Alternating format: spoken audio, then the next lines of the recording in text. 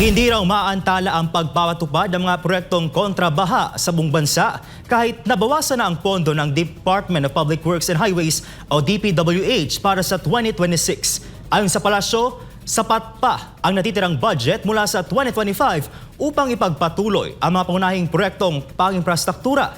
Narito ang balita ni Carla Abellana.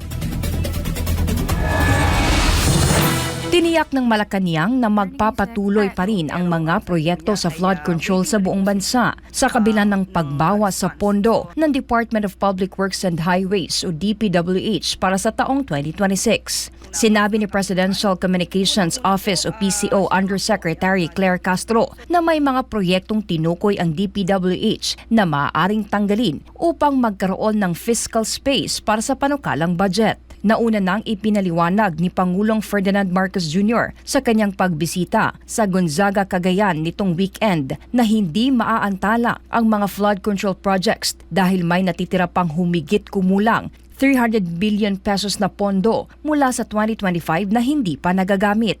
Samantala, nilinaw naman ng Department of Budget and Management o DBM na ang pag-realign ng pondo para sa flood control ay hindi makakaapekto sa kabuang gastusin ng pamahalaan para sa mga infrastruktura. Ayon kay DBM Secretary Amenah Pangandaman, magpapatuloy ang mga lehitimong proyekto na may umiiral na kontrata at hindi ito maaantala. Binigyang diin din ni Pangandaman ang paggamit ng administrasyon ng Program Convergence Budgeting, isang estratehiyang layuning maiwasan ang pag-uulit ng mga programa at masigurong maayos ang paggamit ng pondo sa mga tamang ahensya. Tiniyak din ang kalihim na pananatilihin ang transparency at accountability sa paggamit ng muling inilaang pondo upang masigurong mapupunta ito sa mga prioridad na sektor.